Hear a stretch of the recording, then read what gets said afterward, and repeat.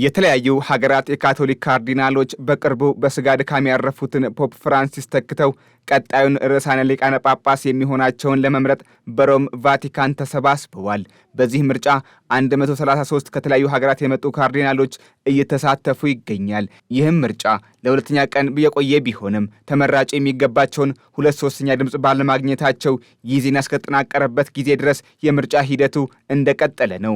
የ1.4 ቢሊዮን አማኞች ቤት የሆነችው የካቶሊክ ቤተክርስቲያን በርዕሰ ሊቀ ጳጳስ ፍራንሲስ ህልፈት ሐዘን ውስጥም ሰንብታለች። ቤተክርስቲያኒቱ ዓመታትን የተሻገረ ጠንካራ ሴት ያላት እንደሆነችም የሚነገርላት ተቋም ናት። ይህም ሴት ጎልቶ ከሚታይባቸው መካከል ርዕሳነ ሊቃነ ጳጳስ መረጣ አንዱና ዋነኛው ተደርጎም የሚወሰድ ነው።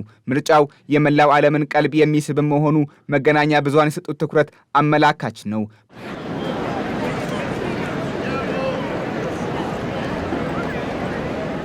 ፖፕ ፍራንሲስ ከባድ ህመም ላይ ከመሆናቸው እስከ ረፍታቸው እንዲሁም በአዲሱ ምርጫ ላይ ታላላቅ መገናኛ ብዙሃን ትኩረታቸውን ወደዛቸው ወደ ቫቲካን አድርገዋል። ህይወታቸው ባለፈው አባት ምትክ ለመምረጥ የተሰባሰቡት አባቶች ሺህ ዓመታትን ያስቆጠረውን ሲተገብሩም ተስተውለዋል።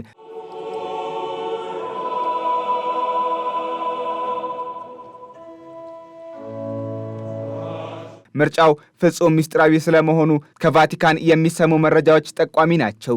ይህም ታዲያ የሮም ካቶሊክ ቤተክርስቲያን 267ኛ መሪዋን የምትመርጥበት ጊዜም ነው። ይህንን ሊቃነ ጳጳሳት ከመላው ዓለም የተሰባሰቡበትን ዕለት USA ቱዴይ ታሪካዊ ዕለት ነው ሲል ይገልጸዋል። የተለያዩ ሀገራት ካርዲናሎች ትላንት ሙሉ ቀን ረጅም ሰዓት የዘለቀ ጸሎት ሲያደርጉም እንዲሁ ተስተውለዋል። አስከትለውም እጅግ ሚስጥራዊ በሆነ ሁኔታ ምርጫ ሲያደርጉ ውለዋል። ተመራጩ የካቶሊክ ቁንጮ ቢያንስ የምራጮቹን 2/3 ድምፅ እንዲያገኝ የሚገደድ ነው። በዚህ የምርጫ ስርዓት ላይም የኢትዮጵያው ካቶሊካዊት ቤተክርስቲያን ሊቀ ጳጳስ ብፁዕ ካርዲናል ብርሃነ ኢየሱስ የተሳተፉ ሲሆን ቃለ መሐላ ሲያደርጉም እንዲሁ ታይተዋል። ኤጎ ብርሃነ ኢየሱስ ካርዲናሊስ ሱራፌል። እኔም ካርዲናል አባ ብርሃነ ኢየሱስ በዚህ መጽሐፍ ቅዱስ ላይ እጄን አስቀምጬ መሐላዬን እፈጽማለሁ። ስለሆነም እግዚአብሔር ሆይ እርዳኝ። ኩማኑ ሜያ ታንጎ ሚስጥራዊ እንደሆነ በሚነገርለት በዚህ ምርጫ ማንኛውም የምርጫው ተሳታፊ በአርምሞ ሆኖ ከማንም ጋር ሳይገናኝ ጸሎት እያደረጉ ቀጣዩን የቫቲካን ርዕሰ ሊቀ ጳጳስ እንዲመርጡ ይደረጋል። ለዚህም ሲባል መራጮች ከውጭ አካል ንክኪ ነፃ እንዲሆኑ የቤተ ክርስቲያኒቱ በሮች ከውጭ ይቆለፍባቸዋል። በማንኛውም መንገድ የግንኙነት መሳሪያዎች ወደ ውስጥ ይዞ መግባት ፈጽሞ የሚፈቀድ አይደለም። ምርጫው ከመደረጉ በፊትም ሚስጥራዊ የምርጫ ቦታ ፍተሻ ጥንቃቄ በተሞላበት አግባብ የሚደረግ ነው። ምርጫው ሲጀመርም ከመራጮች ውጭ ያሉ ታዳሚያን ለቀው እንዲወጡ ይታዘዛሉ። በትላንትናው ዕለት የነበረው የቫቲካን ውሎና ዳር ይህንኑ የሚያሳይ ነው። ኤክስትራ ኦምኒስ We hear those words in Latin where it means everyone out.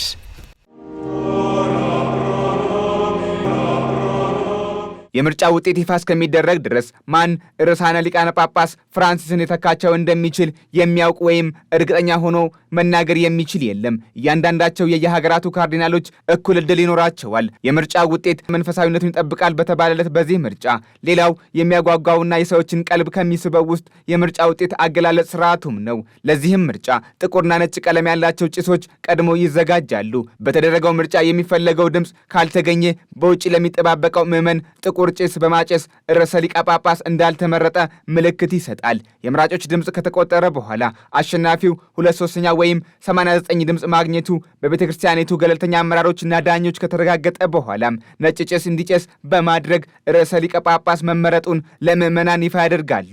ይህም ምልዓተ ሕዝቡ በይፋ መጪውን የቢሊዮን ካቶሊካውያን ሃይማኖት መሪ መመረጣቸውን እንዲለዩ የሚያደርግም ነው። ሚረር ለተባለው ጋዜጣ የሚጽፈው ሚካኤል ካሮል በቫቲካን የሚታየው ኩነት ከሆሊውድ የፈጠራ ፊልሞች የበለጠ ግሩም ነው ሲል ይገልጸዋል። ትላንት የተጀመረው የምርጫ ስርዓት በትላንት ምሽትና በዛሬ ጠዋት ምርጫ የሚፈለገው ድምፅ አለመገኘቱ በታዩት ጥቁር ጭሶች ተረጋግጧል። የትላንትናው ረቡዕ ምርጫ ያልተሳካ በመሆኑ ካርዲናሎቹ ዛሬ ማለዳ ጀምሮ ከተቆለፈባቸው ከሳንታ ማርታ ማረፊያ ተነስተው ወደ ምርጫው አምርተዋል። ሆኖም ዛሬ ሐሙስ እስከ ቀትር ባለው 2 ዙር ምርጫ የሚፈለገው ድምፅ ባለመገኘቱ ጥቁር ጭስ እንዲለኮስ ሆኗል። ተመራጩ የሚፈለገውን ድምፅ እስኪያገኙ ድረስ የምርጫ ሂደቱ በየዕለቱ የሚቀጥልም ነው። በጸሎትና ልመና የታጀበው ይሄው ምርጫ በቀን እስከ 4 ዙር ድረስ ሊደረግም ይችላል። ከሳምንት በፊት በስጋ ያለፉት ፖፕ ፍራንሲስ በተመሳሳይ ሂደት በ5ኛው ዙር የተመረጡ መሆናቸውም የሚዘነጋ አይደለም። አሶሺየትድ ፕሬስ የኋላ ታሪክን በመረመረው ዳሰሳው ቤተክርስቲያኒቱ 3 ዓመታትን የዘለቀ የጳጳስ መረጣ አካሂዳለችም ይላል። ይህም በ13ኛው መቶ ክፍለ ዘመን ሊቃነ ጳጳሳቱ ርዕሰ ሊቀ ጳጳሳቸውን ለመምረጥ በመቸገራቸው ምርጫው ለ3 ዓመታት በሂደት ላይም ቆይቷል። በዚህም የመንግስት መሪዎች የሃይማኖት መሪዎችን በአንድ ስብሰባ ሊቀ ጳጳስ ካልመረጣችሁ መውጣት አትችሉም ብለው እንደዘጉባቸውም ነው የሚነገረው። ከዛን ጊዜ ጀምሮ መራጭ የሃይማኖት አባቶች ለምርጫ ሲገቡ በር መዘጋት እንደተጀመረም የሚነገር ነው። ሊቀ ጳጳሱ ማሸነፊያውን ድምፅ ካገኙ በሰዓታት ውስጥ የክብር ልብሳቸውን ለብሰው በህዝብ ፊት ቀርበው በይፋ ትውውቅ ያደርጋሉ። ሊቀ ጳጳሱ በመረጡት የጥምቀት አሊያም የመጽሐፍ ቅዱስ ስማቸው እንዲጠሩም መብት ይሰጣቸዋል። የቫቲካን ትዕይንትን ለመከታተል በ10 ሺህ የሚቆጠሩ ሰዎች በቅዱስ ጴጥሮስ አደባባይ ተገኝተዋል።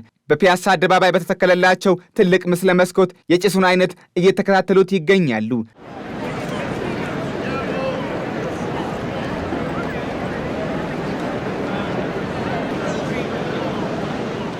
ታዳሚዎቹ አስተያየታቸውን ለመገናኛ ብዙሃን ሲናገሩ ተመራጩ ጳጳስ የቤተ ክርስቲያኗን ማዕከላዊነት እንዲመልሱ ፍላጎታቸው እንደሆነም ገልጸዋል።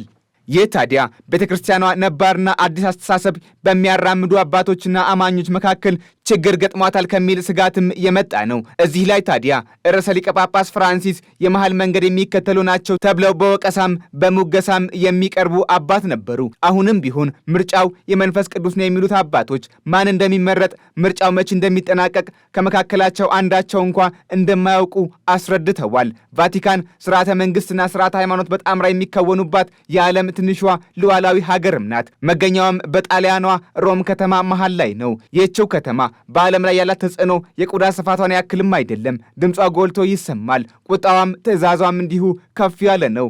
የዓለም መንግስታት መሪዎችም ወደዚህ ትንሽ ከተማ ሲያመሩም የሚስተዋል ነው። በዚህም ሟቹ ሊቀ ጳጳስ ፍራንሲስ ደማቅ ስም ያላቸውም ናቸው። የቤተ ክርስቲያኗን ኃያልነት የሚያስረዱት መገናኛ ብዙሃን መሪዎቿ የሚጥሉት አሻራ ነውም ይላሉ። ለዚህ የቅርብ ጊዜ ማሳያ አድርገው የሚወስዱትም ሊቀ ጳጳስ ፍራንሲስ በብሔርተኝነት፣ በጦርነት፣ በረሃብ፣ በበሽታ እንዲሁም በተመሳሳይ በሰው ልጆች ፈተና ላይ የሚያሰሙት ታላቅ ድምፅም ነው ይላሉ።